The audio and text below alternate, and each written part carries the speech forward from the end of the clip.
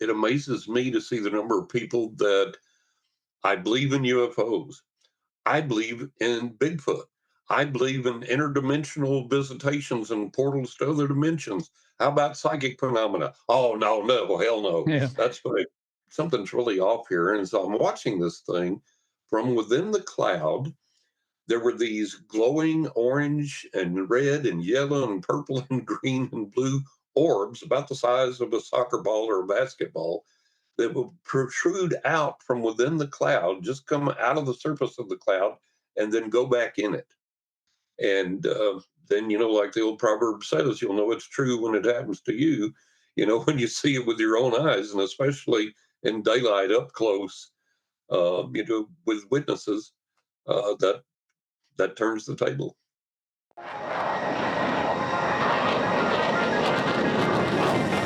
Chris Lehto, welcome to Lehto Files. Okay, today's episode is a bit different. I've never had a psychic on the show before, but I think it's time to explore that side of the mystery. I'm certainly curious. So whether you're a skeptic, a believer, or somewhere in between, the truth is people like John Russell have been having extraordinary experiences for decades, and they don't just go away because science hasn't caught up yet. John's a psychic, he's a paranormal investigator, and he's an author with over 50 years of experience. So he's got stories that challenge what we think we know about consciousness, reality, and really the unseen world around us. So let's keep an open mind and see where this conversation takes us. Thank you, John, for being on the show today. How are you doing? Oh, Chris, it's my pleasure. Thank you so much for having me. I'm doing great. I'm looking forward to our conversation, and I hope all the listeners and the viewers, I hope they enjoy it. I'm sure they will. They'll definitely learn something. So Yeah. you've had psychic experiences since childhood. From your perspective, what do you think is actually happening during a psychic event? Can it be explained through consciousness or some unknown energy? It's so hard to explain, Chris. It's when a person has a psychic experience, like when I receive information from my clients, sometimes it comes to me in a literal physical vision that I see with my eyes. Other times it comes as an inner psychic vision, something I see with my mind's eye. Sometimes I get audible words spoken, audible messages. Mostly they're internalized, like internalized spoken messages. I will see visions. I will get aromas. I will get emotions. I will get just sensations of knowing things that I just know this to be a fact for this person. And then they can validate that. So all these things come through various means. And we're not quite sure what those means are. Over the years, we've tried to codify it. We've tried to explain it and categorize it. And I don't think that any of us have satisfactorily put forth a definitive answer on exactly how and why this works. And I know science has worked on it some, like the Stanford Research Institute. They've done work on it. They've proven that it works, that it's real. Um, but I don't think they've been able to quantify, to categorize exactly where it's coming from and how it's connecting with us. I think that some of it is inherent within us, and then I think that we also connect with something that's outside of us, and that gives us access to information that we wouldn't otherwise have. But that's my best guess. Nobody really knows. I guess, we've all hear thoughts, you have your own conscious thoughts, Mhm. float off, kind of start thinking about something and then be in another location, earlier in the day or in the past, or, like a dream state. How do you know Right. that it's not just like daydreaming or you're talking to yourself? How do you know it's something else or it's actual other information that you're receiving? Right. Well, the key to that is experience. And I started doing psychic reads. I had my first spiritual awakening, connection with the other side, when I was about 5.5 years old, and I had my first psychic experience right before I was 6 or around 6 years old. And then I started studying, doing everything I could to enhance my gift. And I began to do psychic readings for friends and family when I was 15. I began to read professionally at age 18. And so I've done this now for over 50 years. And the key to this is, and people ask me that all the time, especially people that want to develop their own psychic abilities. It's like, well, how do I know I'm not just imagining this or that I'm daydreaming this or whatever? Well, the key to that is learning to separate your thoughts and feelings and emotions and imaginings from the psychic input that you're generating or that you're receiving. And the way that you do that is simple experience. You do it so much over a period of time that you begin to be able to discern, okay, this is totally separate from anything that I'm thinking up or concocting or coming up with. This is information that I've had no access to, that I wouldn't know any other way. And you just develop this knowing that, okay, this is it. And an example of that, let's go back to my childhood when I very first became aware of my psychic gift. And I was out in the backyard playing with a toy. And this car pulled in the driveway. I didn't recognize the people, so I ran inside to get my mom and dad. I said, "Somebody's here. I don't recognize the car. Don't recognize them. Don't know who it is." They said, "Okay, we'll come out and see." So they came out and they said, "Oh, these are friends of ours." And I had never met the people. I didn't know them, but they were friends of my mom's and dad's. And they got out and they were all standing on the sidewalk talking. And I was playing with my toy. And I walked up to them, stood there looking up at everybody. And I interrupted the conversation. I said, "You folks have just been on vacation. And you drove that car that's sitting in the driveway, and you have two children, and you took them with you on this vacation. You don't have them with you today, but you have two kids." And I said, "You stayed in this hotel that was painted this color, had this many floors. There were these trees out front that looked like this, and they were spaced at these regular intervals. And then around back was the pool area, and it was painted this color."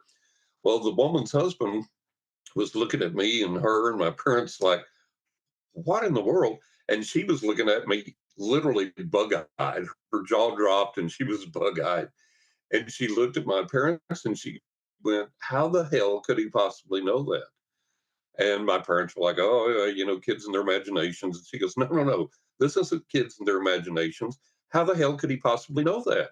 And my parents were kind of taken aback and didn't know how to answer. And this is the first time I'd ever done anything like that. And she said, "That's what we came to tell you today about the vacation we just took. We drove that car. We took our two kids. The hotel we stayed at is exactly like John described. How the hell could he possibly know that?" My parents were like, "John, go play." Hmm. And it scared them so bad they never came back to visit my parents again. So that was the first time that I experienced that. And when I experienced it, it was just this knowing. I knew that they had taken that vacation. I knew all the details about that. And so then I began to experiment with that, refine that, study everything that I could, and develop the gift. So many of my audience are scientifically minded. Yeah. What would you say to skeptics who believe all psychic phenomena can be explained by psychology, cold reading, or just coincidence? Well, for that example alone, as a 6-year-old kid, and to do that, that would be have to be one hell of a coincidence, or you know, super powerful cold reading. I mean, that's just there's no other way to explain it except that psychic connection, that psychic ability. For people that are skeptical, and there are a lot that are, and I understand that because there's a lot of phonies and con artists and fakes and frauds in the psychic realm and the spiritual realm in general. So I understand that, but there's a difference between a healthy skepticism and cynicism. And for those that are cynics, no matter what you do, no matter what you say, no matter what they experience, no matter what scientific research has shown, they're going to find some way to explain it away. For people that are skeptical, I would tell them to look at the research that Stanford Research Institute and other organizations have done, the Rhine Institute, and so on and so forth. Um, there is plenty of solid evidence out there where scientists have experimented credibly with psychic gifts, psychic phenomena, paranormal phenomena, and have validated the fact that it occurred. Um, our own government had Project Stargate, the remote viewing program. which I'm assured by people that are in the know. I have some contacts there that it's still going on, albeit under different names and different organizations or categorizations or whatever. But we've had a remote viewing program that was absolutely successful and absolutely worked. And remote viewing is just a little fancier name for clairvoyance, which is a psychic gift that's been around, forever and a day. We've always called it that, but we like to keep coming up with new labels. So there is the capability out there. If somebody wants to research and discover, has science really proven this or not? Yes, they have. And you can do that. You can research, validate that. Go Google these institutions, Google the research. Um, Uri Geller, the famous Israeli psychic, the CIA validated his gifts and abilities, and various government organizations have used him for various things throughout. So it is able to be validated scientifically. You can research it and satisfy yourself for that. And then I tell people, I say, look, if you want to experiment with going to psychic, getting a psychic reading, trying to discover if it's real or not, if there's anything valid there, find you someone that's credible, go to them, see if you have a rapport, and then introduce yourself that way to this phenomenon. And then for people that the biggest challenge I give to people, I say, look, I wrote my third book, 20 Ways to Increase Your Psychic Abilities, not just for people that had that interest and wanted to learn how to do that, but for the total skeptic that said, well, I don't know if there's anything to this or not. Can I do that? Is it real? I said, get that book, do what's in it, rigorously apply it, and you'll discover for yourself that it is indeed real because you will have these experiences in your own life. And I got a wonderful email just the other day from someone that said, my mother bought your very first book for me 5 years ago and gave it to me as a gift. And she said I didn't believe in psychics, wasn't really that into the paranormal, didn't believe in the paranormal that much. And so she said I packed the book away, didn't read it, forgot about it. And she said I found it the other day, and I'm a little more receptive to that type of thing now. So I took the book out and I put it on my bookshelf with the intent that, okay, I've got to read this soon. And she said nearly every single day, the book would appear on the floor in front of my door. And I would pick it back up, put it back up on the bookshelf. The next day, it would be on the floor in front of my door again. And it's like, okay, Spirit's communicating with me. This is a sign that I'm supposed to read this book. And she said, I began to read the book. I was more open and more receptive. And she said, I began to experience some of the things that you write about in this book. I began to have some of those same experiences. So I always tell people, look, if you're really sincere about experiencing the other side, there are ways to do that. There are ways to convince yourself that this is indeed real. But if you go into it with the attitude that there's nothing to it, there's never going to be anything to it, regardless of what you experience, you're going to explain it away. So the power of choice is in your hands as to how you're going to approach it and how you're going to analyze what you experience and what you receive. The most famous skeptic, and he was really a cynic, not a skeptic, the amazing Randi, he had, the $1 million challenge, which of course nobody ever won. I write about that in one of my upcoming books. And he had a guy one time, I saw this, and I can't find the program on YouTube or any place. I recorded it on a VHS tape. That's how long ago this was, and I can't find the tape now. We moved so many times, but I know I've still got it. But this was Randi did one of his specials on TV, and it was about the various psychics that had taken up the challenge. And this one guy, I believe it's been so long ago, I'll get the basics right, but I may err in what it was. I believe it was that Randy had an object that a friend had given him that had came from overseas or someplace. I don't recall all the details, but anyways, he gave this object to the psychic who claimed he could do psychometry on the object and tell Randy details about it that he didn't know. So Randy said that was a perfect object because very few people knew the history of it and very few people knew that he even had it. So he gave the psychic the object, and the psychic began to accurately describe where the object came from and how he acquired it and who gave it to him and everything else. And Randy in the TV special said, this guy so far is batting 1,000. Okay, now Randy said that. This guy's batting 1,000. So the guy went on to describe Randy's friend, and he said there's something odd about his neck. He said it reminds me of like a priest collar or a Nehru jacket or something like that, but there's some type of like a collar or some type of thing around his neck. And so Randy glommed on to the priest collar thing and said, no, the guy's not a priest. He never wore a priest collar. So this guy's wrong. And here was Randy's uh, rationale. If one thing's wrong in the reading, everything's wrong. Now, that's about as unfair as you can get. So I was on the radio in New York. I was on a show there regularly. And the host, who's also a friend of mine, he called me one day and we talked a little bit. And I said, oh my God. I said, was I supposed to be on the air with you today? He was like, no, no, no. He said, I just called you to tell you this. And guess who's going to be on the show? And I may have hazarded a guess or two. I don't know. And I said, who? And he goes, the amazing Randy. I said, James Randi, the amazing Randy? He said, yeah. Excuse me. So he said, can you be on the show to give him a run for his money? So I checked my schedule. There was no way I could move my schedule around to be on the show. So we were both just, oh, dang. And he said, okay, here's a workaround. Give me a couple of questions to fire off at Randy. I said, okay. I said, ask him about the guy that got everything right except the one thing Randy deemed wrong. And he didn't get it wrong. Randy just misinterpreted it. I said, ask him about that. And then ask him the question that I always ask everybody, especially skeptics. In your heart of hearts, if you're being totally, completely honest, haven't you had at least one experience in your life that you can't explain by rational means? So he said, okay. So he called me back after he had done the interview and he said, oh man, what an experience that was. He said, I asked Randy, I asked him about the guy that was accurate up to that point. And Randy said, I set the rules and determine what the rules are for all challenges.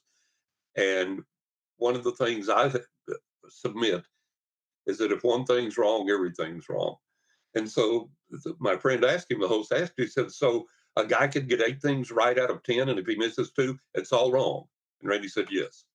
So that's about as unfair as you can be. And then he asked him, he said, okay, well, if you're being totally honest, haven't you ever had an experience? And he said, Randy was so harsh and abrupt that it just blew his hair back. He said he asked him that question, and Randy went, no, next question. Oh. And that's the So, $1 million challenge to prove psychic phenomena, right? If I remember. yeah, right. So, there are people that they're not skeptics, they're cynics. And no matter what happens, they're not going to accept it.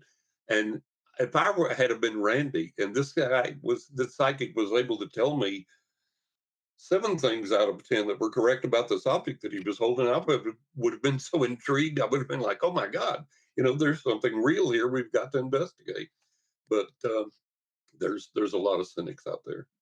Yeah, and was my experience starting this. I grew up a fighter pilot, like we were talking before the show started, and scientist. I just completely believed all the mainstream arguments. There's no even physical process for psychic phenomena, et cetera. You can't travel faster than light, so there's no way that any sort of extraterrestrial beings or entities could Right. possibly be here. And then I actually started looking into the evidence for it. And I was just shocked. I was blown away, really. I had Dean Yeah. Radin on the show, and he's been doing this for, almost 40 years. And Yeah. I believe he firmly believes and has written it in many books and studies that he's proven psychic phenomena. He doesn't, Yeah. in the last interview I heard, he said he can't prove if there's actual like talking to spirits, like talking to the dead, Mhm. because he can't prove if it's just coming from the mind of the person, rather Right. than from some other interdimension, etc. But his Yeah. his experiments, especially with the double slit experiment, where he Yeah. had professional meditators, were able to affect the double slit experiment. And you mentioned there like 8 out of 10, right? If you're 80%, that would be miraculous. Yeah, But he's able to prove percentage differences, from yeah, 25%, say if you're doing like a telephone experiment, up to 36%, so yeah, greater than chance should be enough, right? So when you absolutely. mentioned there 8 out of 10 should be enough to prove some sort of psychic phenomena, you don't have to get Right. 100% correct. Yeah. If you get Well, and 80%, the thing of it is, yeah. no psychic on the planet, myself included, is ever 100% accurate. It just doesn't happen. And it's frustrating because we wish that it did, But over the years, my clients, I've read professionally for over 50 years now. I've read for clients in over 40 countries, thousands and thousands of people around the world. And the feedback from those clients overwhelmingly has been that my readings for them have been 80 to 90% accurate.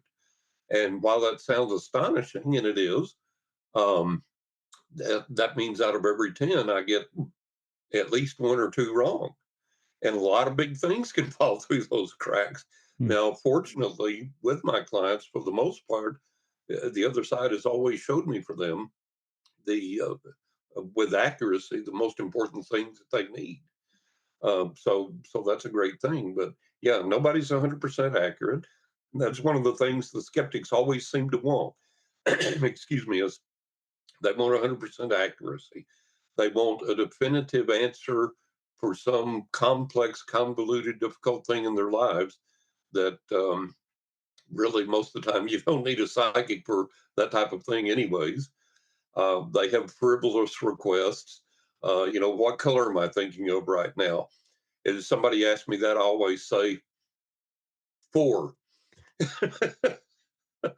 So, there's so much frustration out there with people that approach this venue, and some of them say they want to come with understanding, but they don't. They just want to come to make fun, and it amazes me to see the number of people that I believe in UFOs. I believe in Bigfoot.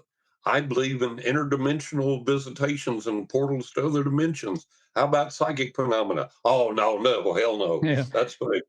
So it's like, and again, it all seems to be intertwined to a degree.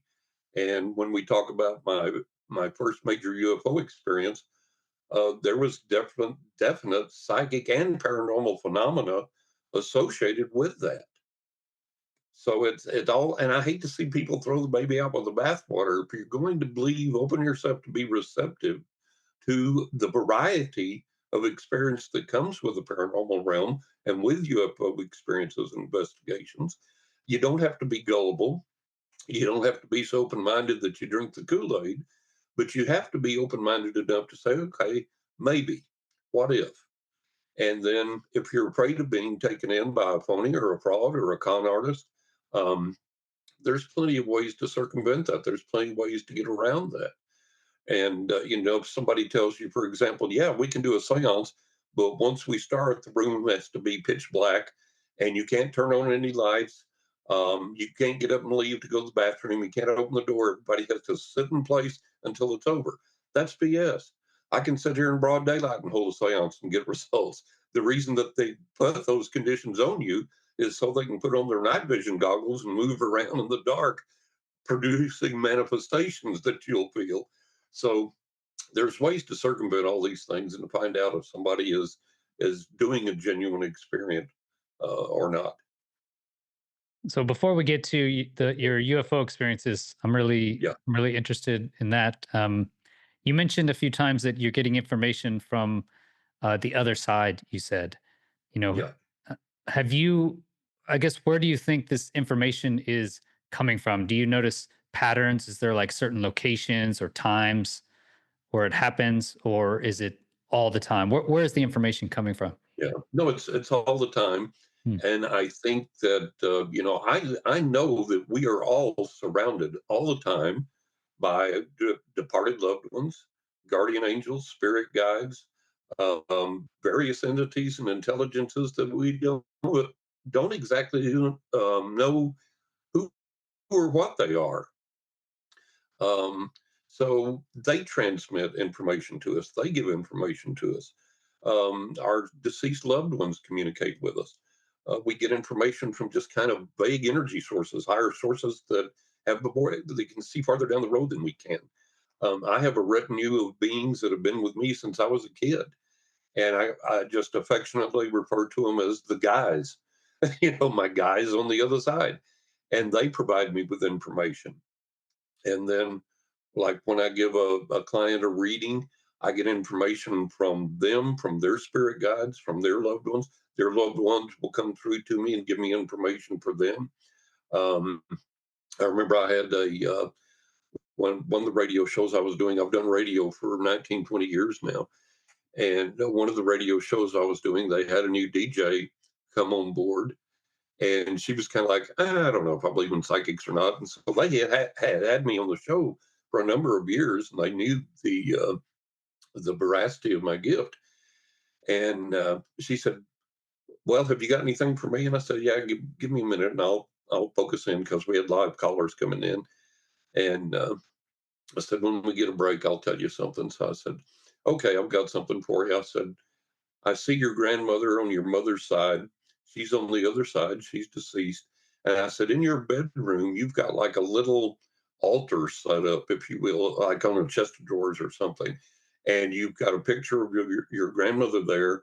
And sometimes you put fresh flowers in a vase and put there. And there's a candle that you light and burn for."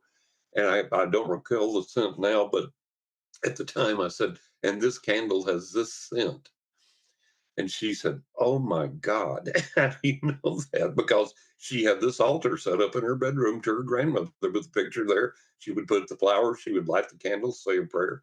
And I said, "Your grandmother wants me to tell you that she smells the aroma of that candle, that she sees the candle flame, that she hears your prayers for, and that she loves you so much and wants you to know that she sees you do that." So these specific things do come through that otherwise you have absolutely no way of knowing.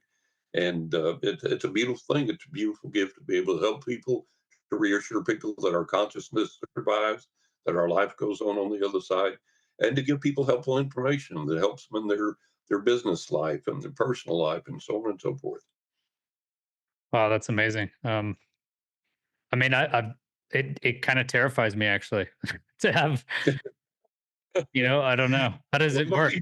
like I said, those people that came to visit my parents, it scared them so bad they never came back. Yeah, And exactly. Is would it be improper to ask if you have anything on me? Is that I can cut it out if it doesn't, I can yeah. remove it as an edit. But Oh, no. No, if the other side gives me something for you, I'll bring that to you, but yeah, I don't just routinely get things for people, it's, exactly. yeah, I could delve into something, see if anything's there, and at some point, I probably will, either during or after, but, a lot of times, like, having met you now, made this connection, a lot of times the other side will give me things for people, and I'll email them and say, "Hey, this is going on," or "Avoid this trip," or "Try and do this," or whatever. And invariably, I've not had it not happen yet. Invariably, people write back, "How did you know that was going on right now?" Or "How did you know I needed to hear this?" or whatever. So, yeah, more than likely at some point, something will be there. Yeah. Okay, yeah. Not yeah, again, not to I didn't plan it or to put you on the spot or anything, but it would be interesting for the show to add it. And it does scare some people, not everybody, but it does scare some people. I remember one time, um, I was doing a reading for this guy, and he he was giving me feedback on what I was saying. He was really freaking out. It was like, "Wow, you're the real deal. This is really real," and he was enjoying it pretty much up to the point. Although, like you say, I think some of it kind of scared him a little bit. And then I said, "Your mom's on the other side, isn't she?" And he said, "Yeah." And I said, "Hang on a minute, I'm getting her name, and I got this ridiculous name. Like, I don't even remember it now, but it was just so off off the path, just so far fetched that it couldn't, like, Fallujah May something or something like that. It was just ridiculous." And I was like, "No, no, no.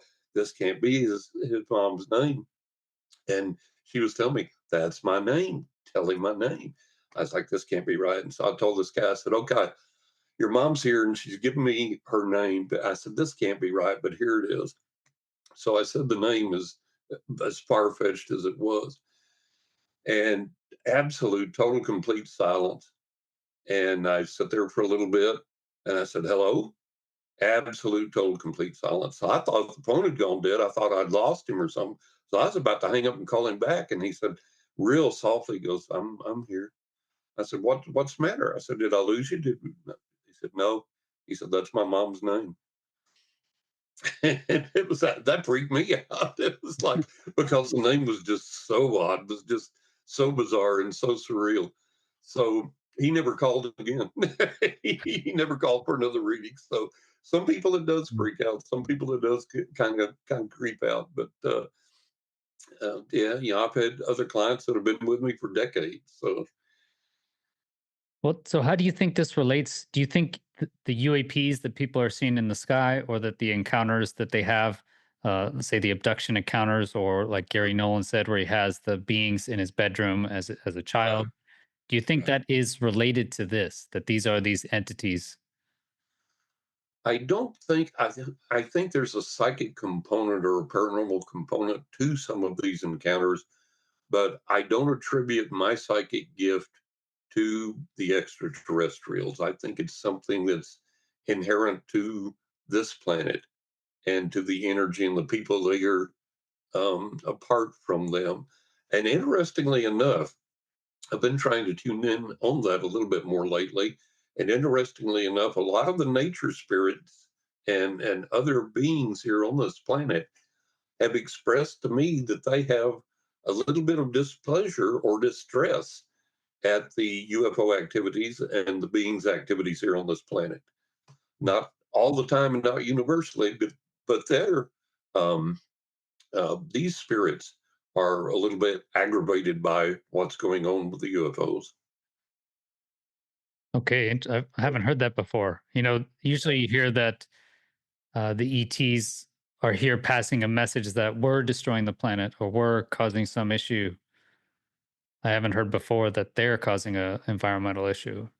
That they're causing not just an environmental issue necessarily, but a a disturbance in the force, if you will, to Mm. put it that way. Yeah. The spiritual energy that connects everything. Um, what the spirits have told me is that these extraterrestrials, both their technology, their craft, and what they are able to do paranormally, if you will, uh, disturbs them here and bothers them here, kind of encroaches on their spiritual well-being and psychic well-being, if you will. So that indicates to me that although these beings may have bases here, may have been here thousands of years, whatever, that there are still beings that apparently are coming from other regions of the solar system, and that disturbs some of the spirits here. And if there are bases here on this planet where some of these beings have been with these craft for thousands of years, as it appears it may well be, um, their activities appear on the planet or within the planet, like the submerged craft in the ocean appear to disturb the beings here. So it's almost like kind of a territorial issue. I see. So like these entities don't belong necessarily, or Right, they're right. in the wrong they're in the wrong realm or something. Wrong neck of the woods. Yeah, Yeah, yeah. they're in the wrong classroom. Right. Oh, interesting. So let's go through That's your UFO encounters. You mentioned you had your a first UFO encounter. So what was that yeah. one? I've had several now, and the very first encounter I had, I think a teenager, around 20, 21, somewhere around in there, and I had been reading professionally for a couple of years. I started reading when I was 18. And since my first, and I mentioned the psychic experience, but I didn't mention how that started. And the portal to these Paranormal manifestations occurred when I was 5. I'll do the story short, and they can read about it in my books if they want to. But an old black ghost came during the night in physical form, solid, as solid as you or I, and woke me up. And that opened up this portal. He came to open up this portal of these physical paranormal manifestations. And these manifestations that occurred on the physical realm. They were witnessed by me. They were witnessed by other people. They were witnessed by my family, witnessed by my friends. So I knew, excuse me, I knew that there was reality to this spiritual dimension and that it could manifest and affect our physical dimension. So that was a reality to me. And I have had literally thousands of these experiences now. And a lot of times we videotaped them, we audio recorded them, other people have witnessed them with their own eyes. So these are real experiences occurring on the physical realm. So I had so many of these by the age of 18, 19, 20, 21, that this was just normal life. And what was really funny, Chris, was that I knew and believed in the reality of these paranormal physical manifestations, but I did not believe in UFOs. And I had read the books, I had read the magazines. We subscribed to Fate magazine. I read the UFO stories in there, and I was like, nope, not buying it. Now had all these incredible paranormal experiences that are just literally mind blowing, but didn't believe in UFOs. And I would periodically send a little psychic blip out there to see if anything came back. And it was like, no, I'm just not finding anything I can hang my hat on. I don't believe in UFOs. And all these people are saying they have these abduction experiences and encounters, and I'm just not buying it. So I was at this building. Oh, my little dog barking in the background. Sorry. I was at this building, and it was about 4 in the afternoon. I grew up in West Texas, and there's horrible severe weather there. We were at the tip end of Tornado Alley. So we were always having bad thunderstorms and tornadoes and everything else, hail. And so it's about 4 in the afternoon, and we were under a thunderstorm watch. And I came out of this building. My car was parked across the street in this lot. I could see from where I came out the back door, I could see my car in the lot. And it was a narrow 2-lane street. I just had to walk across the street into the parking lot to go to my car, and the parking lot wasn't all that large. So very short distance. And so I stepped out of the door of the building to walk across the street, go to the parking lot and get my car. And when I opened up the door of the building, this blast of wind hit me in the face. And I was like, oh boy, here we go, typical thunderstorm. I said, I better get to my car before it hits. So I looked up the sky, and it was overcast, and the clouds were moving over. And I looked across the street at my car, and down in the parking lot, literally on the asphalt, was this column, this cloud that was connected to the clouds up above, and was coming down and resting in the parking lot by my car. It's normally a bad thing, right? I mean, That's a bad thing. Now, yeah. I've seen a lot of tornadoes and dust devils and all this other stuff, and growing up in West Texas, but this cloud didn't look like that, and it didn't behave like that.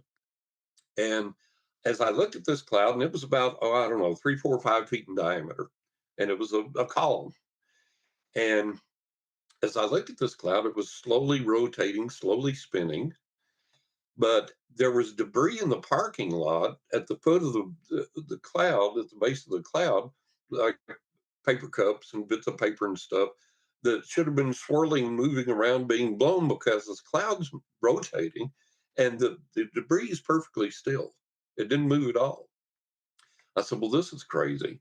And I'm looking at this thing. I said, something's really off here. And so I'm watching this thing from within the cloud. There were these glowing orange and red and yellow and purple and green and blue orbs about the size of a soccer ball or a basketball that would protrude out from within the cloud, just come out of the surface of the cloud and then go back in it. And that it did that all up and down the length of the cloud for about a 6 or a 7 foot length. Now, Chris, I'm sitting here watching this, and in spite of all the experiences I've had, the first thought that goes through my mind when I begin to see those orbs start going in and out all the way up and down the length of the cloud, I thought, okay, here I am. I'm young. I'm in my 20s. I'm healthy, relatively healthy. I thought I was sound of mind, but I've gone nuts. I'm hallucinating. This cannot be. And honest to God, Chris, the thought that went through my head was, when this hallucination clears up, I'm going to get in my car. I'm going to go to the hospital, check myself in, and say, hey, check me out, do a brain scan, do something. I had this hallucination. This hallucination just can't be real. So I'm standing there watching this thing. I get this weird urge, walk toward the cloud. I'm like, this makes no sense. Okay.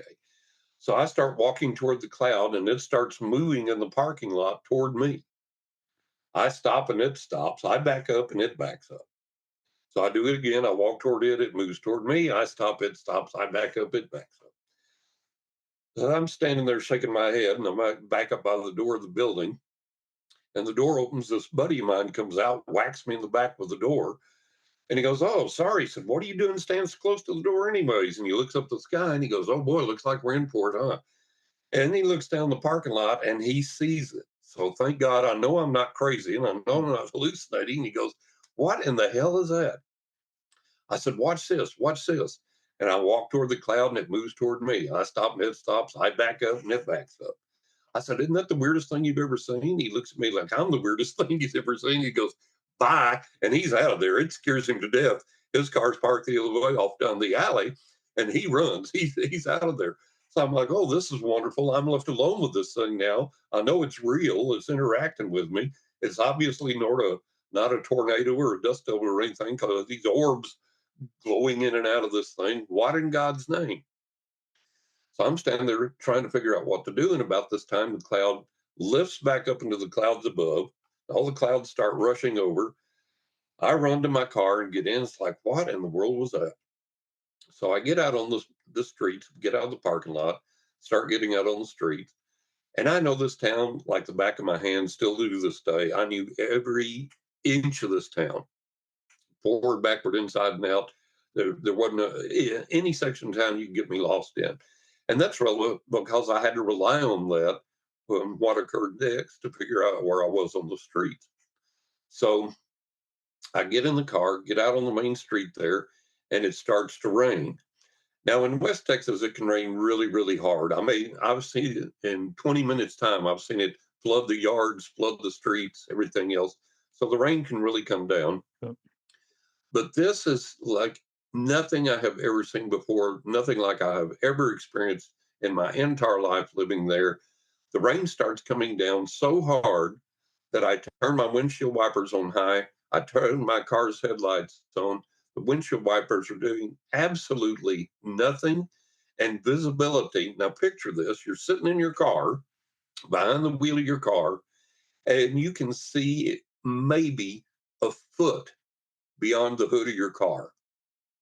That's how hard it's raining, and that's how bad the visibility is. If I look out as I'm in my lane and there's cars that are angle parked on the side of the street here, and I'm in that lane right next to them, I look out my passenger side window. I cannot see the end of those cars that are angle parked on the street only a few feet away from me. That's how hard the rain is coming down, how bad the visibility is. So I'm sitting there and I think, okay, what the hell am I going to do now? I can't just sit here. Somebody's going to hit me. I'm going to have to try and drive. So I'm creeping along at a few miles an hour. I've got zero visibility. I can see maybe a foot beyond the hood of my car. I can't see the cars that are angle parked over here. I can't see anybody in my rear mirror until their headlights are right on my bumper and they're about to hit me. So I poke along that way for a little bit. And I know I passed Beauregard Street, where we had a Sears Roebuck store at the time. And behind it was Two-Wig Street. And Sears had an automotive center and a great big parking lot in the back. So my idea is, if I can get to that parking lot somehow, if I can just see the entrance to that parking lot, I'm going to go in there, park however I can, get out. I know I'll be soaked, but I don't care. I'm going to wreck, or somebody's wrecking to me at this stage if I keep trying to drive like this. So I figure I'll run inside. go downstairs. In the basement, they had the best sporting goods section on the planet. And I said, I'll look at the sporting goods until it's safe to drive again, then I'll leave. So right now, I've just got to make it to Tewing Street so I can get there in the back. And I run up on this car in front of me. I don't see it until I nearly hit the bumper. And I wonder why they're stopped there in the middle of the street. And there's this little bitty, teeny, tiny red pinprick of light up here. And it dawns on me, oh my God, that's the traffic light. And as bright as traffic lights are, especially when it's dark and it's raining hard, they're super bright, super easy to see. This thing looked like a pinprick up there. That's how bad it was raining. Excuse me, how bad the visibility was. And so when the light changed, this car turned around the corner. I realized we're on Twig Street. So I try and follow this car as closely as I can. And I'm about to put off their bumper, and we're both going just a few miles an hour. And beyond that, I still can't see. I can see the car's tail lights, and that's it. The rear of the car, and that's it. Can't see anything beyond that. So as we're poking along, I'm trying to look for the entrance into the parking lot. So I'm holding the wheel, and I had bench seats in the car. And I'm holding the wheel, and I'm leaning as far over as I can toward the passenger window, trying to get at least a glimpse of these cars that are angle parked so I don't hit them. And if I can see where the cars run out, I can see the entrance to the parking lot. I still can't see the cars that are angle parked here. They're only a few feet away, and I literally can't see them. That's how hard it's raining. So I'm sitting there, and I'm like, man. And about that time, instantly, it stops raining. Now, it doesn't slack off. It doesn't lessen. It's just picture this. 1 second, you've got a foot of visibility beyond the hood of the car. 1 second later, no rain, no drizzle, no mist, nothing hitting the windshield, totally dry. Total visibility. Now it's still overcast, but total visibility. I can see all the way down the street, look at my rearview mirror, see all the way behind me. I can see all the cars, the buildings, businesses, everything on all sides of the street. The rain has just totally, completely, instantly vanished. So I'm trying to wrap my head around that. And then in the oncoming lane of traffic coming our way, people are swerving into our lane and nearly hitting cars. People are honking, yelling. People are rolling down their windows and pointing. People are jumping out of their cars onto the street and yelling and pointing up at the sky. And I'm like, what in God's name? And I look over where they're pointing, and I had gotten to the entrance of the Sears parking lot, and you could see the rear of the Sears building, the store. And about 20, 30 feet above the roof of the building was a silver metallic craft, a flying saucer, about 30 to 50 feet in diameter, just sitting there hovering over the rear of the Sears building. And that's what everybody had been yelling and pointing at and jumping out of their cars. And Chris, I literally did a cartoon eye rub. I literally did not believe my own eyes. And I look back up, and sure enough, there it is. And I'm like, oh my God. So I reach for my door handle. I want to get out and get a better look. And as I reached for the door handle, you could see the craft just barely perceptibly move towards us, coming toward us. And when it started to move, these low clouds came in from behind, covered up the craft, and instantly the rain was back again. Didn't start up, it was just instantly there again. So you had this paranormal component of this weird cloud beforehand. Then you had this weird paranormal co- uh, coincidental thing with the rain with the UFO. And this guy was in front of me. He pulled into the parking lot. I stayed on his bumper, pulled in. I said, I don't care if I hit this guy, wreck, whatever, the insurance will cover it. I'm going to talk to this guy. Now, even though all these other people had seen this thing, and even though I had just seen it with my own eyes, he parked, I parked, we jumped out, ran in. He got in the building first, and he was just standing there with his head down. And we were both just soaked. And the rain came down so hard it hurt. And we both looked like we just got out of the shower. I'm tripping water so bad. And I walked around in front of him, and it took him a second to realize I was there. And I said, "Excuse me, but did you see what I just saw?" And he said, "Yeah, but I damn sure ain't going to tell nobody." And he sidestepped me and walked into the store. And this is back, the time you just didn't talk about UFOs, even in the general public, because people made fun of you, said you were crazy, you could lose your job, whatever. So I had that validation. So that was my come to Jesus moment where I had to say, okay, yeah, they are real because I've just experienced this damn thing in daylight with witnesses. So I had to acknowledge then that, yeah, okay, Mm. these craft are real. And over the years, I've had several more experiences, one of them really dramatic that involved a communication with the craft. And in spite of trying to have any discernment or communication with these beings or why they're here, what they're doing, what their focus is, I've never been able to achieve that. So Uh, just real quick before we get yeah, to that one, I do want to talk about sure, that with the communication. Um, you at this point when you saw this metallic saucer over the yeah, Sears right. with the crazy cloud and everything. So you'd already been doing psychic readings, et cetera. You'd been involved with the paranormal, but you still didn't believe in UFOs. So like you said at That the is, beginning, it's the yeah, reverse, right? So yeah. where you have people that believe in UFOs, uh, But don't believe in psychics. Yeah. exactly, but won't believe in psychic phenomena. Right, right. So why do you think that is that you, or having experienced that, why do you think you could believe in psychic phenomena, which is unseen? You're really trusting in other people. Is it because you personally experienced it? Do you think that's the main difference? Yeah. I had that personal experience and I didn't have any experience with UFOs. And a lot of the people that whose stories I read or whose stories I heard seemed to be too flaky to me. And I was like, okay, I just can't put my trust in that person. And so that kind of put me off on the whole thing. And then, like the old proverb says, you'll know it's true when it happens to you, when you see it with your own eyes, and especially in daylight up close, with witnesses, that turns the table. So that's the big change. So Yeah.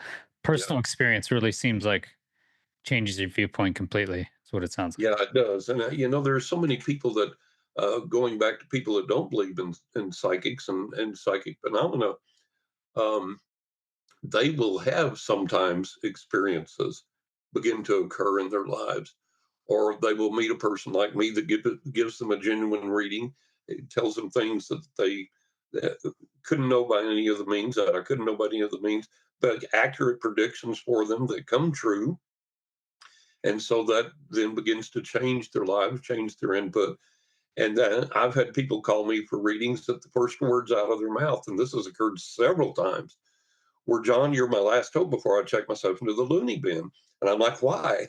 They said, "Well, I've started seeing ghosts, or I've started doors open and close by themselves in my home, or I put an object down on the table, turn around, turn back, and the object's gone, it's vanished." And so either something is really happening here, or I've gone nuts. What is it? And I always tell these people, congratulations, you're discovering that the spiritual realm, psychic phenomena, paranormal phenomena is real. And, you're not going nuts. It's just you're having these experiences that most of us have been told since childhood don't exist or can't happen or whatever. And so we grow up that way. And our knee jerk reaction when they begin to occur in our lives is, oh my God, I must be going nuts. I must be hallucinating. Mm. So it does happen to people. And again, I encourage people. There's so much misinformation out there about the paranormal realm, about psychic gifts.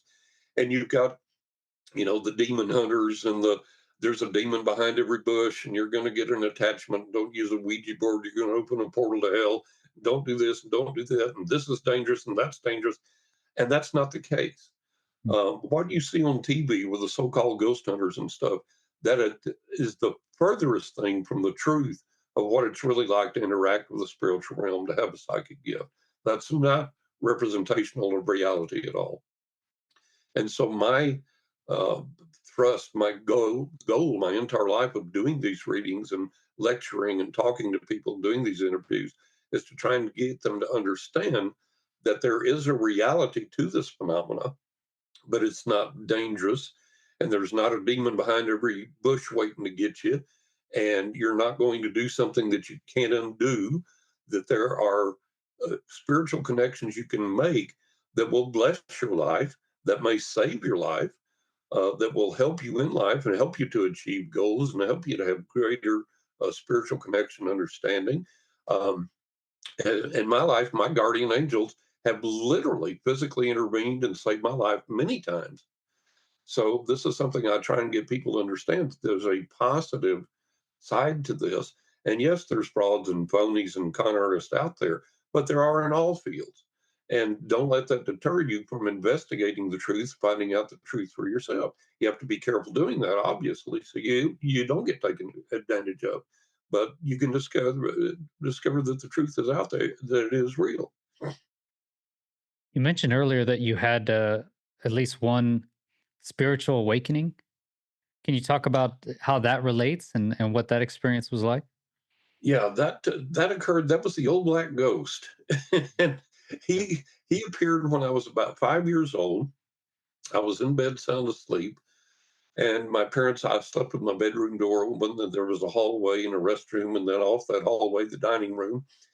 And my parents put a night light in the hallway so I could see if I had to get up at night, go to the bathroom or whatever.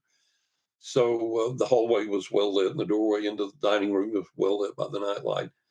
And I was sound asleep, and I all of a sudden woke up totally, completely wide awake instantly.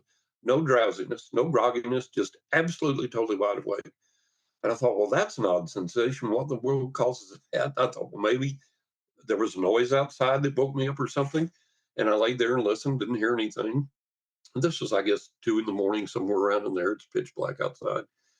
And the other thing that struck me, though, was again going back to how wide awake and how lucid I was instantly. Because even if a noise had woken me, I would have, had a little grogginess and tried to get awake and try and figure out what's going on. And I mean, I was as instantly lucid and wide awake as if I'd never gone to sleep. And I thought, well, this is really strange. And I just kind of raised up on my elbows, looking around my bedroom. And I looked out my bedroom door down the hallway, and peering around the doorway going into the dining room was this elderly black gentleman. And I knew he was elderly because he had close cropped white hair and he had a white mustache. And he came around the corner of the doorway into the hall and started walking toward the bedroom, looking at me. And I screamed bloody murder because my family's white. We didn't have anyone black living with us. At the time, I don't even think we had any black friends. So my presumption as a child is an intruder's broken into the house, and here he's coming to get me. And he was absolutely as solid as you or I. Wasn't translucent, wasn't transparent, was totally solid. I can tell you the clothes he had on. He wore a long sleeve red plaid flannel shirt. He had khaki pants, black belt, black shoes, and literally absolutely solid. So as he walked down the hallway, his eyes locked with mine. I screamed bloody murder again. My parents finally came running, and then he began to vanish and he disappeared. And I told my parents, I said, somebody's in this house, even though I'd just seen him vanish. I said, somebody's in this house. My mom's like, no, no, you just had a bad dream. It's something you watched on TV. I said, no, I was not asleep. I was wide awake. There's somebody in this house. Go look. And my fright was so real that it convinced them. And my dad literally went through the house, checked all the doors and windows, looked under the beds, looked in the closets, and of course, nobody was there in the flesh. So then it dawns on me, I've just seen my first ghost. And try and get back to sleep, impossible. It's like, is this guy going to come back? Is he going to want me to do something scary? Is he going to want to talk to me? Why in the world did he come in the first place? What's going on? So about the next 2 or 3 weeks of my life is spent looking over my shoulder. Where's this ghost? When's he going to show up again? What is happening here? And then these physical paranormal manifestations begin to occur. Doors opening and closing by themselves, audible footsteps that we would all hear. Even the pets would hear them and run. And wherever I went, these things began to follow me, and other people would experience them and see them on the physical realm. And I couldn't articulate it, being between 5 and 6 years old, I couldn't express it or articulate it, but I had an intuitive knowing that, oh, okay, that's why the black guy came, was to open the portal of these experiences. And somehow these experiences are going to be important to me and important to other people in my life as I grow. And I had that understanding intuitively. Like I say, I couldn't articulate it, but intuitively I understood that. And that's when all of it began to develop. Okay, I see. So you had basically a sighting. I think a lot of people maybe see a UFO or they have some UAP experience, and then it opens a mental Actively doorway, I think. guess, where Yeah. really they're willing to look at other options or entertain other perspectives, I guess. Right, right. That And yeah, so that that seemed to was a happen to real me. Or when I watched Fravor's initial interview, oh yeah. it was actually on Rogan and Lex Friedman because I had been a fighter pilot for so long, and Yeah, he was exactly like one of these credible pilots, one of these people I'd worked with exactly. for Exactly. decades, and really Yeah, that changed. So I didn't see a physical manifestation, but I believed him. You know, he was just yeah, so absolutely. credible. And after that, it was for me. I walked around kind of in a daze for a week, you know, Yeah, looking yeah, around like the world had kind of shifted. And obviously, the world exactly. hadn't really changed, but my own personal perspective had changed. Had changed. Yeah, yeah. You had that portal opening experience for Yes. yourself into a new reality and a new awareness. And yeah, It's exciting too. You know, I it is. wasn't Yeah, disappointed with the world, but I was kind of disappointed with the world, with the yeah, state of the exactly. world. You know that Yeah, it can't change, or you know, there'll always be suffering, or it'll always yeah, the negative things that we see in the world will just always be there. It can't yeah, change. But then you look at the scope of the universe, just how small our little planet is, how small yeah, our little worlds are, and you have to imagine that, you know, ultimately anything's probably possible, and change seems to yeah, be the only thing that's constant, is that we're going to see change. So why yeah. couldn't it get better? Why couldn't we have other perspectives? Well, and that's the thing. We have to work together and utilize these powers and these gifts that we find for healing and for good. And there's no escaping um, the reality of negativity and evil and disease and war and conflict in the world. And that's our tasks as spiritual beings, is to connect with energies and to use what energies we have for healing and for reconciliation and for love and compassion on the planet. And it's an uphill battle. It's a struggle, but we have to stay joined in that fight. And I remember in my latest book that I have coming out this year, I write about the problem of evil. And uh, when our son was young, he's my wife's boy, but I call him my son. And when he was young, he said to me one day, I think he's around 9 or 10, and he said, "Let me ask you something." He said, "Why is it that you watch a superhero movie?" And he said, the good guy, it may not be that great looking, and their costume is so so, and they're hampered by all these rules and regulations. And well, I could stop this guy, but I would have to violate this law if I did, and so they don't. He said, and the bad guy's always real good looking, has the most awesome costume, and is just totally dedicated to his cause without any Dedicated. rules or constraints or boundaries. Why is that? I said, I don't know, but it's like that in real life too. You know, the bad guy operates without rules, with absolute total adherence and focus on what they want to achieve. And here we have our police officers and this and that and the other. They're bound by all these rules and they're bound by all these regulations. And, you can't overstep this, you can't overstep that.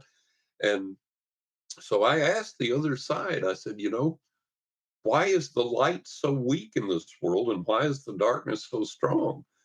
And what they said was the light doesn't fight. We have this mistaken notion that we're going to light a pleasant scented candle.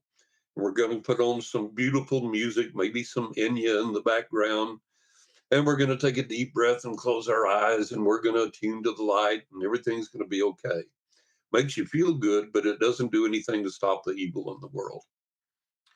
And the other side told me the light has to fight. And one example of that, one way you do that, is I saw this. there used to be a show on TV called Psychic Detectives, and they would have detectives that assisted various police departments and things in solving crimes. And this one detective had a real good relationship with this psychic, and she said, I she gave him the description of this guy that was a killer, and she was trying to give him information on finding them, connecting with them. But he said, yeah, we believe that description's accurate, and we're trying to get all the input from you and everything else we can to find this guy, but we just haven't been able to find him. So she said, and here's an example of how you fight with the light. She got this friend of hers, and she said, we're going to turn off the phones, turn off the TV, turn off the music, lock the doors.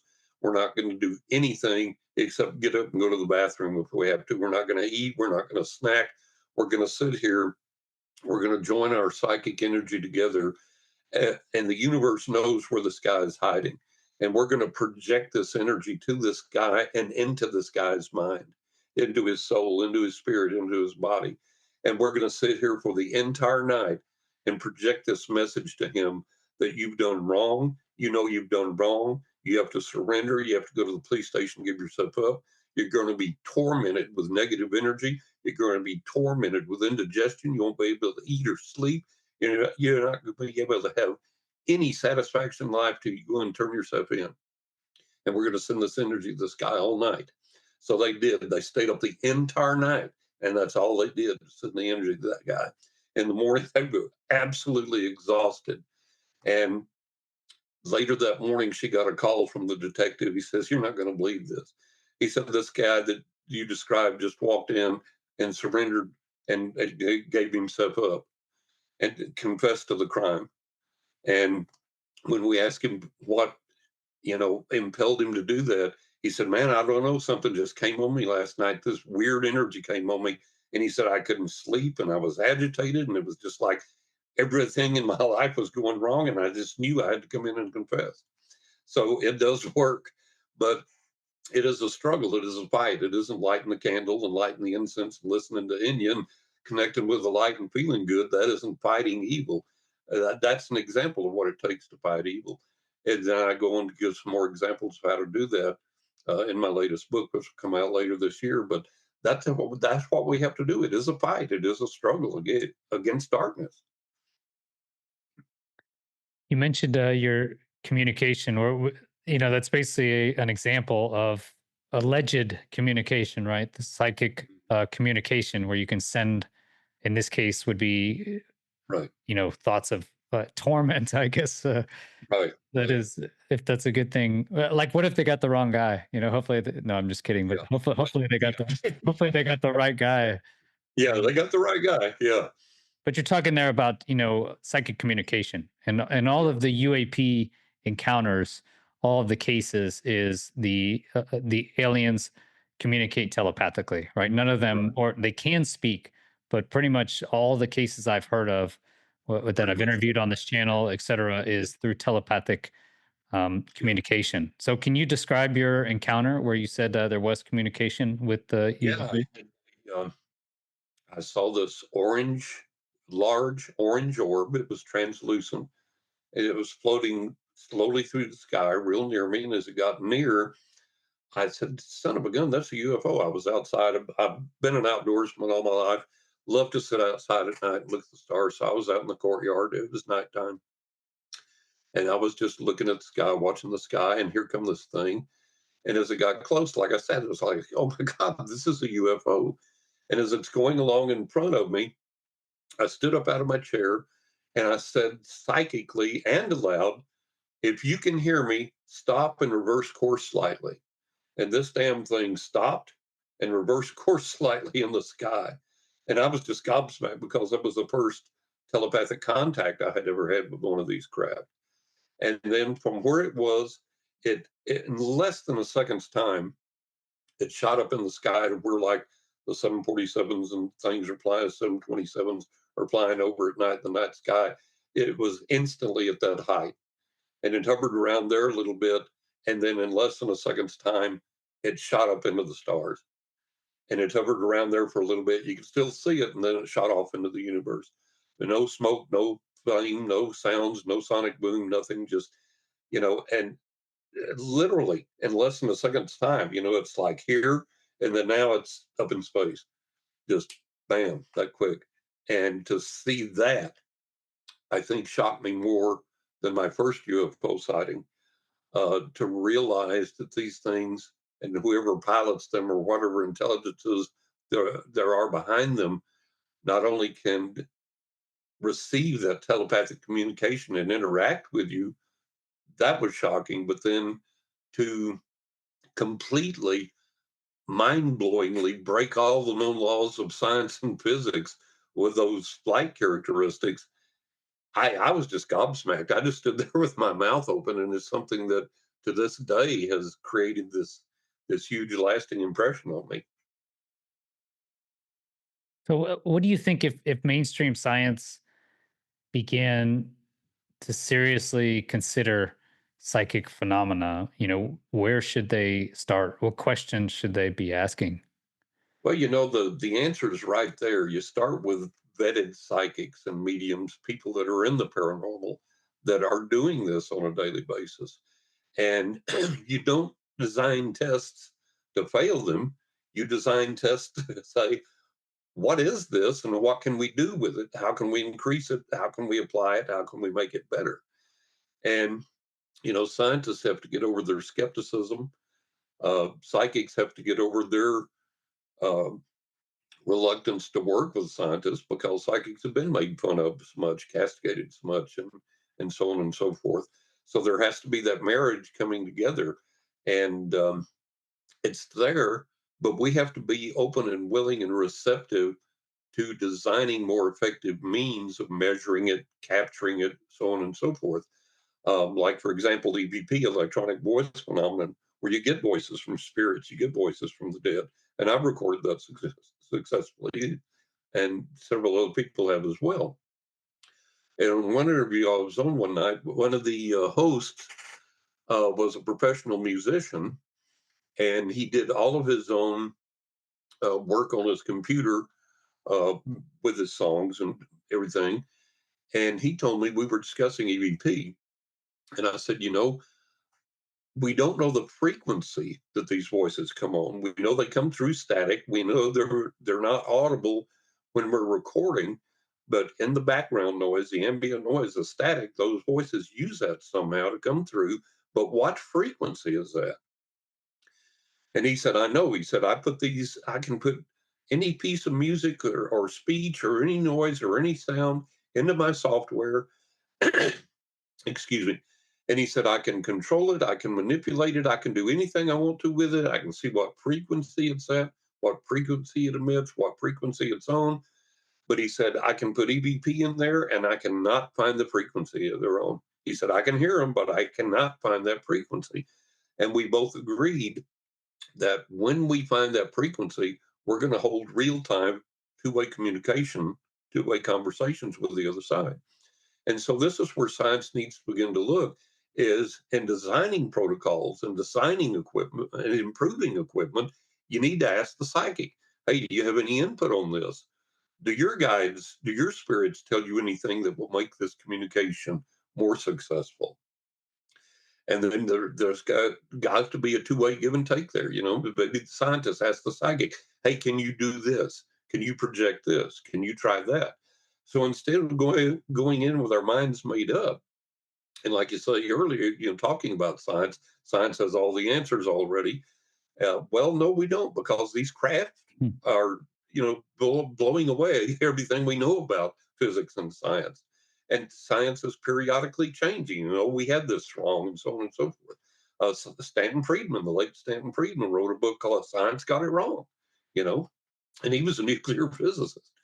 So we have to understand that we don't know everything, and we have to come together in an open-minded aura of willing to learn one side from the other, to experiment, to try and receive suggestions from the other side as to how we make this better, how we make it more reliable, how we make it more meaningful.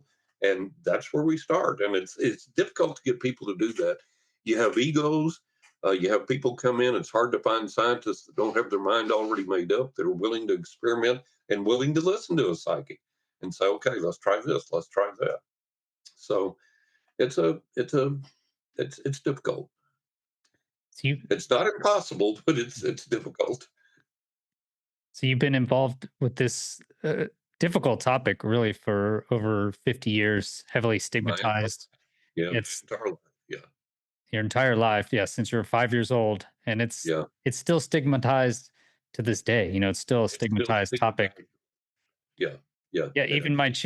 channel, this channel dedicated to UAPs, this is the Mhm. first, you're the first psychic that I've had on the channel, and I think Yeah, that's got to be due to the stigma, my own yeah. personal stigma, that Sure. my Sure. audience maybe won't, they won't take it serious enough, or they'll Yeah. consider that I'm not taking a scientific approach, etc. Right. But after all your experience in this and communicating with the other side, as you call it, spiritual awakenings, etc. What is your take on what all of this is about? What is the point? What have you learned, I guess, of being human in your long life so Yeah. far? Well, the for me, the focus on everything that we do uh, has to focus toward love and compassion, helping each other, healing each other, making life better for each other. And if I've learned anything out of all of these experiences, it's that. Um, and regardless of what type of research we're doing, we have to be doing it for the good of humanity. And we have to do it driven with love and compassion in our hearts and with the genuine concern for our fellow human beings. What I do with these readings for my clients, that's born out of a deep and genuine desire to help them to improve their lives and to make their lives better and to point them towards positive tools and things that they can use to make their lives better. And if I've learned anything at all through all of this, it's love and compassion has to drive everything. And we have to work towards making the world better with that, through that. Okay, and that came from your experiences, or were you just a very loving and compassionate person, or is Well, I that think, really through interacting? yeah, I think that really has been a life lesson through all the experiences I've had Hmm. and through what these gifts have taught me and through what I've learned. And I think when I was younger, when I was very young in my 20s doing this, I had a way different outlook, obviously, than what I have now. And the experiences, the feedback that all of this has given me has driven me to have a deep love for humanity and a desire to help humanity and to realize, hey, these gifts aren't given just as a fluke or a parlor show demonstration or for personal aggrandizement or anything else. They're given so that you can be in service to others and help other people. And that's the feedback I've gotten from all of this, and it's been life changing.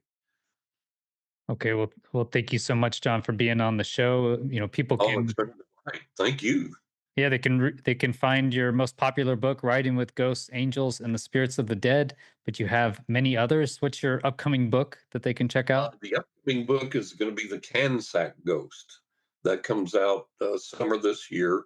I've got four other books in print now. You can find them all on Amazon. You can go to my author website and find them there with links to buy. My author website is johnrussellauthor.com, and you can find all the information about the books there. There's endorsements, blurbs, feedback, reviews. You can look at all of that as well as the awards they've all won. And then there's links there to buy them. They're available on Amazon, Books Million, Barnes and Noble, Apple Books, all the independent bookstore chains online. They're available at all of those. I had J. Christopher King on the show, and he said, if you want to keep critical information secret from the UFO community, put it in a book Yeah. because they don't. Nobody reads. Yeah, nobody reads. Yeah, yeah. It's reading's not like it used to be, and that's one thing I'm pushing for is trying to get people back into reading because you can learn so much, research so much, and do so much.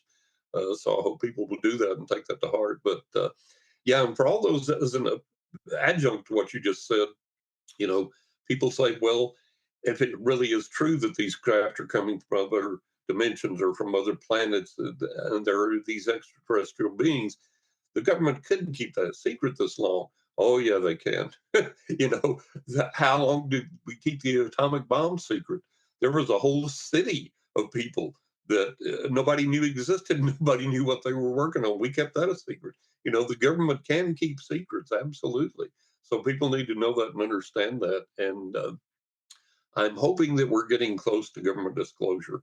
Hmm. I'm hoping with all the whistleblowers coming forward, and like you mentioned, Fravor and all these other people, and we've got more and more credible people now that are vetted, that their backgrounds are verifiable, coming forward and testifying before Congress and saying these things. And I really hope that we get government disclosure soon, because it's owed the American people. We need to know what the government knows about this. It seems like if everybody has that change in perspective, that we'll have a better chance. But it seems like it's still not there yet. I feel like Yeah. we have some more time to go before the collective consciousness of humanity can accept that we're not the center of the Alone. universe. Yeah. Yeah, we're not the great. We're not God's gift to. Right. Maybe we are, but I don't. I suspect we're not God's gift to the universe. We're just we're a Exactly. small part of it. Uh, Yeah. well, excellent, John. Thanks so much for your time. Thank you, Chris. I've enjoyed it immensely. Excellent. And thank you to the audience. Thank you for watching. Hope you enjoyed this interesting talk. I thought it was very interesting. I learned a great deal, and it's extremely curious, right? That you're afraid to look towards these other fringe topics, but again, you'll believe in UAPs or have other beliefs. So please hit the like button if you did like this show, and subscribe to get future notifications of my videos. Check out our merch. So I love this new hat we got. And finally, you can support me and the show, patreon.com/Chris Lehto, or become a YouTube member. Have a great rest of your day. Peace.